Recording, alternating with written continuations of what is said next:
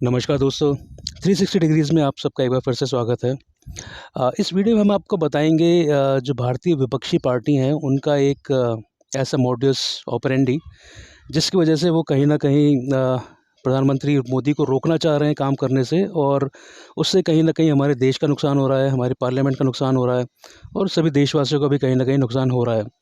2014 से हमने विपक्ष की एक नई स्ट्रैटेजी देखी है। स्ट्रैटेजी ये है कि वो मोदी को किसी भी तरीके से हराना चाहते हैं। अब देखिए, किसी को भी आप कोई भी इंसान अगर वो लोकतांत्रिक तरीके से चुनकर आया है, तो उसको हराने के लिए आपको लोकतंत्र का ही सहारा लेना पड़ेगा, जिसमें ये लोग विफल हैं। 2019 का भी चुनाव आया है, उसके बाद में इतने राज्यों के चुनाव हुए हैं, लेकिन ये लोग कहीं न कहीं मोदी को हरा नहीं पाते हैं, या कुछ कुछ स्टेट्स इन लोगों ने जीत लिए हैं, लेकिन ये उस लेवल की जीत नहीं है और कहीं न कहीं मोदी के सामने बेबस नज़र आते हैं। लेकिन इन्होंने एक तरीका ऐसा निकाला है जिससे ये मतलब जिससे ये समझते हैं कि मोदी को रोक सकते हैं, लेकिन कहीं न कहीं उससे हमारा ही नुकसान हो रहा है, हमारे देश का नुकसान हो रहा है और हमारे पैसे का भी नुकसान हो रहा है। तो हम स्ट्रैटेजी के बारे में जानते हैं। अभी मणिपुर का एक इश्यू चल रहा है इस समय, मणिपुर में हिंसा हुई है और उस हिंसा का हम लोग भी पुरज़ोर निंदा करते हैं। इस तरह की घटनाएँ किसी भी एक सभ्य समाज में अच्छी नहीं मानी जाती हैं। लेकिन उसके बाद में जो विपक्ष का एक तरीका नज़र हमें आ रहा है, वो आप देखिए क्या है। ये किसी भी मुद्दे पे डिस्कशन की माँग करते हैं। कोई भी मुद्दा हो, चाहे मणिपुर हिंसा का हो, उससे पहले अगर आप 2015 की बात करें तो असहिष्णुता उस समय एक नया इन्होंने टर्म बना लिया था। फिर जैसे आपके फार्मर प्रोटेस्ट हो गया, आपके फार्मर बिल हो गए, देन कभी कभी आपका ये पेगासस का इश्यू आ गया, कभी कुछ आ गया, कभी कुछ आ गया। तो इस तरीके से ये कुछ ना कुछ एक इश्यू बनाते हैं। राफेल के मुद्दे पे आपने देखा होगा कितने टाइम तक संसद बंद रही थी एक तरह से। तो ये किसी भी चीज़ पे डिस्कशन की डिमांड करते हैं कि जी सरकार से हमें डिस्कशन करना है। ये रात दिन सोशल मीडिया पे अपनी डिमांड रखते हैं। कई दिन तक ये चीज़ चलती है। उसके बाद में फिर सरकार उस डिमांड को मान लेती है। सरकार कहती है ठीक है, हम आपसे डिस्कशन करने के लिए तैयार हैं। आप पार्लियामेंट में आइए, आप क्वेश्चंस उठाइए। और यही लोकतंत्र में यही तरीका होता है कि अगर आपको कोई भी सवाल पूछने हैं तो उसका जो सही एक प्लेटफॉर्म है वो आपका पार्लियामेंट है। तो इनको पार्लियामेंट में बुलाया जाता है सवाल पूछने के लिए। सबसे पहले तो पार्लियामेंट के अंदर ये लोग आते हैं, वहाँ पे शोर शराबा करते हैं, हल्ला गुल्ला करते हैं, पार्लियामेंट की कार्रवाई को चलने नहीं देते हैं। ठीक है।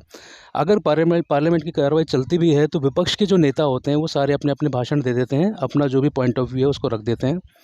उसके बाद में जैसे ही सरकार की तरफ से कोई जवाब देने के लिए खड़ा होता है, तो या तो ये उसको बोलने नहीं देते हैं। अगर बोलने देंगे, बहुत शोर शराबा करते हैं, और अगर फिर भी कोई बोलने का प्रयास करता है तो ये सारे लोग उसका विरोध करके ये लोग सदन से बाहर चले जाते हैं। उसके बाद में ये लोग बाहर पहुंचते हैं और बाहर मीडिया इनका इंतज़ार कर रहा होता है। वहाँ जाके ये लोग बोलते हैं कि जी हमें तो सदन में बोलने नहीं दिया गया, हमारे तो जी माइक बंद कर दिए। कोई कहता है कि जी हमें चांस नहीं दिया गया बोलने का। ये इनका जो, अगर आप देखेंगे पिछले 7-8 साल से, आप कोई सा भी संसद सत्र उठा लीजिए, आप कोई सा भी डिस्कशन जो हुआ है संसद में उसको उठा लीजिए, उसमें आपको सेम यही मॉडस ऑपरेंडी इन लोगों का दिखेगा। अब इनके लिए तो देखिए आसान है, ये लोग, इनको इनको खुशी हो जाती है कि देखिए हमने संसद का जो अपना स्थगन करवा दिया, या फिर उस दिन की कार्रवाई हम लोगों ने रद्द करवा दिया, जो भी है। लेकिन इससे नुकसान क्या होता है? इससे सबसे बड़ा जो नुकसान है वो यह है कि संसद की हर एक दिन की कार्रवाई पे कई करोड़ों रुपए खर्च होते हैं। तो अगर पार्लियामेंट काम नहीं कर रही है किसी दिन, तो उस दिन के वो करोड़ों रुपए आपके पानी में चले जाते हैं। और ये 2014 से अगर हम हिसाब लगाएं तो कई सौ करोड़ का हमको ये नुकसान हो चुका है। दूसरी बात, संसद की जो भी लाइव टेलीकास्ट होता है वो पूरी दुनिया में देखा जाता है, और वहाँ पे यह पता लगता है कि भारतीय संसद किस तरीके से कार्य करती है, और वहाँ यहाँ के जो सांसद हैं वो किस तरीके से कार्य करते हैं, किस तरीके से उनका व्यवहार रहता है। तो कहीं न कहीं ये भारतीय लोकतंत्र का एक गलत चेहरा दुनिया को दिखाता है। दुनिया भर में भारत की इस सांसदिक जो कार्यकर्ता होते हैं, जो भी इनकी कार्यप्रणाली है, उसका मजाक उड़ाया जाता है।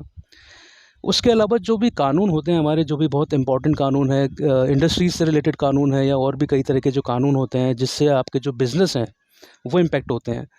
अगर वो कानून बनने में कोई डिले होता है तो उसकी वजह से कई लाखों, करोड़ों या अरबों रुपए का नुकसान भी हमारे देश को होता है और हो सकता है। इसके अलावा जो इनका बिहेवियर होता है, ये जो गाली गलौज करते हैं, सदन के बीच में आते हैं, सदन के जो अध्यक्ष हैं उनके साथ में ये मूर्खतापूर्ण व्यवहार करते हैं, उससे भी एक बहुत गलत मैसेज आता है। तो ये पिछले 8-9 साल में जो विपक्ष का जो एक कार्य प्रणाली है ये बहुत ही बुरी है और मेरा मानना है कि उन्हें अगर मोदी को हराना है तो वो लोगों के बीच में जाएँ। संसद में अगर उनको कुछ पूछना है तो तरीके से पूछें, उसका जवाब भी सुनें।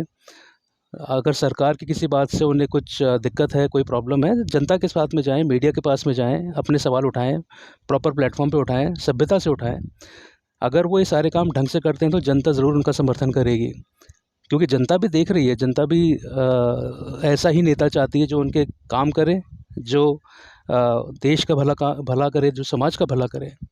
ये रोज़ाना शोर-शराबा करना, गलत तरीके का व्यवहार करना संसद में, ये कोई भी जनता इसको पसंद नहीं करती है। तो मेरा एक ही संदेश है विपक्ष के लिए कि आप अपनी कार्यप्रणाली को बदलिए। अगले चुनाव होने में केवल 1 साल बचा है। अगर आप इसी तरीके से करते जाएँगे तो फिर वापस से मोदी आ जाएँगे और फिर आपके पास में सिवाय ईवीएम को दोष देने के कुछ भी नहीं बचेगा।